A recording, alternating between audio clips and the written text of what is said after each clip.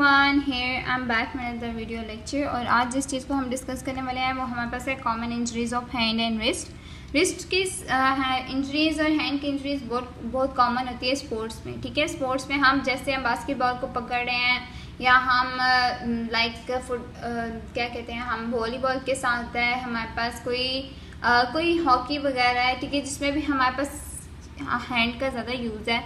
जैसे हम गोल्फर्स होगी और साथ क्या हो जाते हैं हमारे पास टेनिस वगैरह होगी, ये सारी मूवमेंट्स होती है। ठीक है, ये सारी हमारे पास स्पोर्ट्स थे। सबसे पहले हम देख लेते हैं हमारे पास क्या आ जाता है, रिस्ट की स्प्रेन्स एंड स्ट्रेन्स। ठीक है, ये फेयरली उन्होंने कहा हमारे पास काफ़ी कॉमन होती है। ठीक है, दूसरा उन्होंने कहा कि हमारे पास ये जो इंजरीज होती हैं ये हमारे पास डिसलोकेशन कार्पल बोन्स और डिस्टल रेडियस के साथ साथ होती हैं। ठीक है, स्प्रेन और स्ट्रेन जो है वो हमारे पास जाहिर सी बात है, हमें पता है एक की लिगामेंट है और एक में मसल का टियर है। ठीक है, लेकिन यह है कि हमारे पास जैसे हम स्ट्रेन की बात करते हैं तो हमारे पास टेंडन का टियर आ रहा है। ठीक है, और हमने स्प्रेन की बात की, हमारे पास लिगामेंटम टियर है। ठीक है, तो हमारे पास अगर लिगामेंट्स या मसल्स वाप के टियर कर जाते हैं तो हमारे पास उसके साथ साथ डिसलोकेशन भी हो जाती है। जाहिर सी बात है, जो जो हमारे पास सपोर्ट दे रहे थे कार्पल बोन्स को या डिस्टल रेडियस को, ठीक है, वो हमारे पास वो लिगामेंट्स या वो मसल्स क्या हो गए हैं, अब टेयर हो गया उनका, तो फिर हमारे पास क्या हो जाएगी,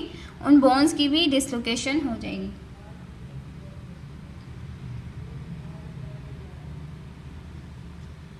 फिर हमारे पास आ जाती है ये जो इंजरीज होती है ना, ये नेचुरल टेंडेंसी जो हमारे पास फोर्स सस्टेन करने की होती है ना हाइपर एक्सटेंशन में, ठीक है, ये उस वजह से होती है। क्या होता है ना कि हमारे पास बंदा अगर आपकी हैंड जो है वो हाइपर एक्सटेंड हो गई, रिस्ट है ना, रिस्ट की एक्सटेंशन हमने कहा था बैकवर्ड हो रही होती है। ठीक है, यहाँ पे पीछे की तरफ। अब अगर ये हाइपर एक्सटेंड कर जाती है अपनी नॉर्मल हाइपर एक्सटेंशन से, ठीक है, एक तो होती है ना नॉर्मल भी आप हाइपर एक्सटेंड कर सकते हो एक लिमिट तक, ठीक है, लेकिन आप उससे भी ज़्यादा कर देते हो कि जितना वो बर्दाश्त ही ना कर सके हमारे पास, तो उस केस में हमारे पास क्या हो जाती है कि स्प्रेन और स्ट्रेन की इंजरीज कॉमन हो जाती है। ठीक है, फिर हमारे पास आ जाते हैं फ्रैक्चर्स वगैरह। ठीक है, फ्रैक्चर्स उन्होंने एक हमारे पास हाइट दी हुई है जिसपे उन्होंने कहा है 0.6 मीटर से हमारे पास ज़्यादा की हाइट से अगर कोई बंदा गिरता है, ठीक है, तो वहाँ पे रिस्ट फ्रैक्चर के चांसेस ज़्यादा होते हैं। ठीक है, अगर इससे ज़्यादा अमाउंट में गिरता है। लेकिन जो फ्रैक्चर होता है डिस्टल रेडियस का, वो भी बहुत कॉमन टाइप है हमारे पास फ्रैक्चर की।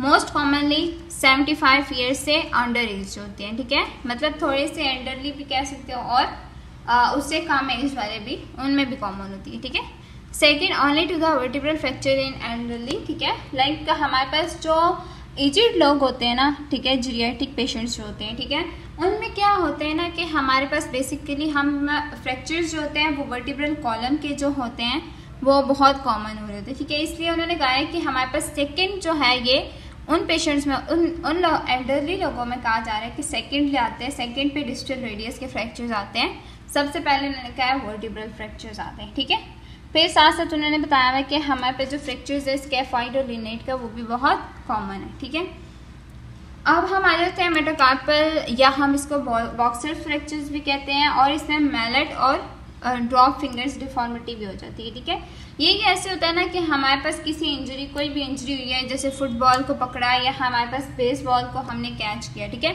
जैसे हमने बेसबॉल को कैच किया ना, हमारे पास एक थंब से सडन फोर्स आई है और ये जो हमारे पास मेटाकार्पल है ना, ठीक है, ये हमारे पास मेटाकार्पल, इसकी एक धम से हमारे पास फ्रैक्चर आ गया। अब जो इसका फ्रैक्चर आ जाता है ना हमारे पास एक धम से हमारे पास जैसे ही हुई, तो क्या होती है कि हमारे पास ये जो फिंगर होती है ना, जिस साइड जो मेटाकार्पल डैमेज हुई होती है वो एकदम से ड्रॉप कर जाती है। ठीक है, इसलिए इसको ड्रॉप फिंगर डिफॉर्मिटी के साथ भी लिंक किया जाता है। साथ साथ हमारे पास नेक्स्ट जो हमारे पास चीज़ आ रही है वो हमारे पास आ रही है अल्नर कोलेटरल इंजरी। ठीक है, force abduction of the thumb leads to the ulnar collateral injury. ठीक है, एक थंब से तेज़ी से एबडक्शन होगी थंब की। ठीक है, लाइक अगर मैंने कोई भी ऐसी चीज़ होगी जिससे एक धम से मेरा जो थंब है वो एक धम से तेज़ी से बैकवर्ड मूव कर गया। ठीक है, तो हमारे पास इस केस में जो इंजरी होगी वो अल्नर कोलेटरल की लिगामेंट की इंजरी हो जाएगी। ठीक है, जिसकी जो हमारे पास बहुत सी केसेस में हो सकती है, जिससे फुटबॉल हो गया, फुटबॉल एक धम से जोर से आके लगी, तब रेसलिंग होगी, रेसलिंग में भी एक धम से लाइक आपको कोई सडन फोर्स आई अब आगे वाले ने, सामने वाले ने, किसी ने अटैक किया एकदम से और आपकी फिंगर पीछे तेजी से एबडक्ट होगी, ठीक है। हम एबडक्शन की बात कैसे कर रहे हैं, ऐसे ही कर रहे हैं ना, ठीक है। तो एकदम से अगर ये ज़्यादा एबडक्ट हो गई तो हमारे पास क्या हो जाएगा कि कोलेटरल लिगामेंट जो यहाँ पे हमारे पास सपोर्ट दे रहा था वहाँ पे उसकी इंजरी हो जाएगी, ठीक है। इस तरह हॉकी और स्काइंग वगैरह को भी इन्होंने यहाँ पे डिस्कस किया। मोस्ट कॉमन इंजरीज जो हम इनकाउंटर करते हैं स्केट बोर्डिंग में या हमारे स्नो बोर्डिंग में, उसमें क्या होते हैं कि हमारे पास फ्रैक्चर्स जो होते हैं वो रिस्ट के आ रहे होते हैं, ठीक है। रिस्ट के या रिस्ट के आसपास के जो एरियाज हैं उनमें आ रहे होते हैं, ठीक है। फिर इसके बाद जो हमारे पास स्पोर्ट्स रॉक क्लाइंबिंग है उसमें भी 62% जो होती है ऑल इंजरीज जो होती है वो हमारे पास एल्बो, फोर आर्म, रिस्ट और हैंड से रिलेटेड होती हैं, सही है। नेक्स्ट हमारे पास आ जाती है गोल्फर रिलेटेड इंजरीज, ठीक है। गोल्फर रिलेटेड इंजरीज में हमारे पास ये है कि हमारे पास रिस्ट जो होती है वो कॉमनली इंजर्ड होती है गोल्फर पेशेंट्स में, ठीक है, बहुत ज़्यादा इंजर्ड होती है। और उसमें इंजरी भी ऐसी होती है कि अगर राइट हैंडेड गोल्फर है तो उसकी लेफ्ट रिस्ट जो होती है वो इंजर्ड हो जाती है, ठीक है।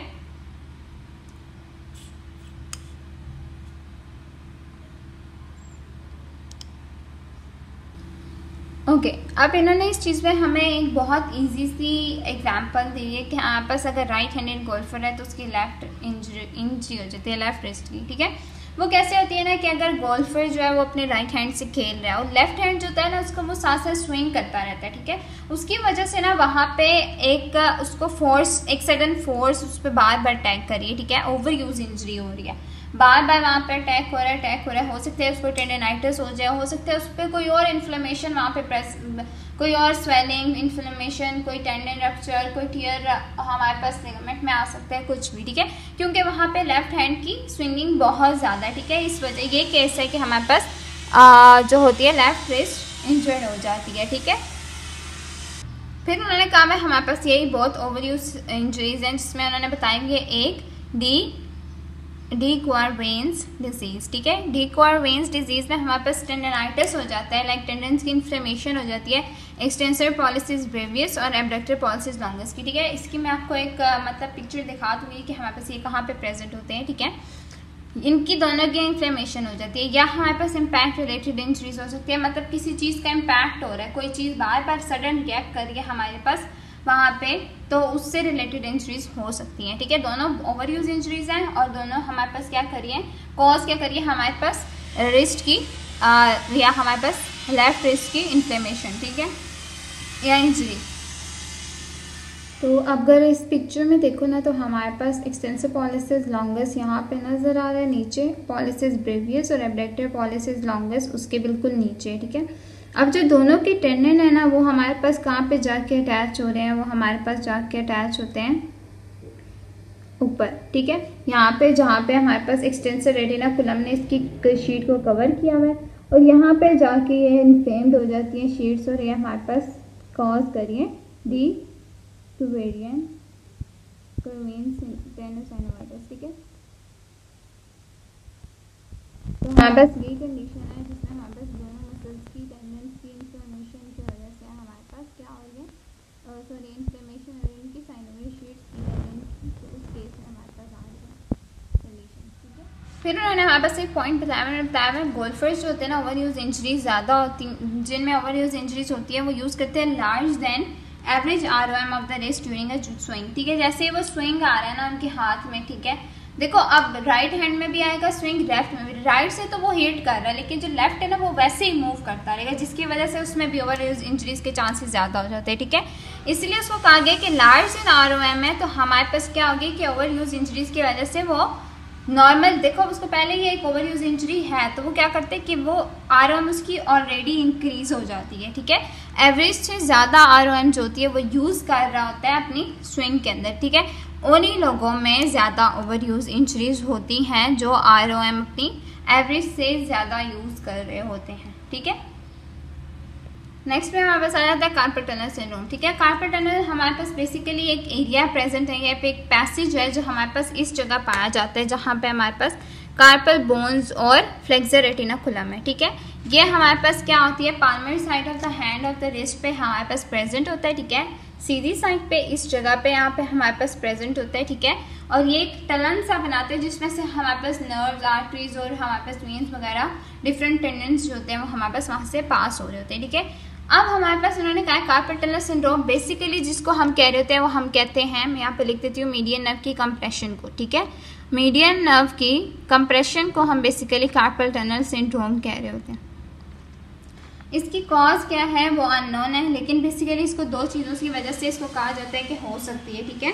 कोई भी स्वेलिंग है किसी एक्यूट क्रॉनिक ट्रॉमा की वजह से उस रीजन पे कंप्रेशन आ रहा है जहाँ पे मीडियन नर्व प्रेजेंट है, तो क्या होगा कि हमारे पास वो मीडियन नर्व को भी कंप्रेस करेगी, जिसकी वजह से हमारे पास कार्पल टनल सिंड्रोम हो सकता है, ठीक है।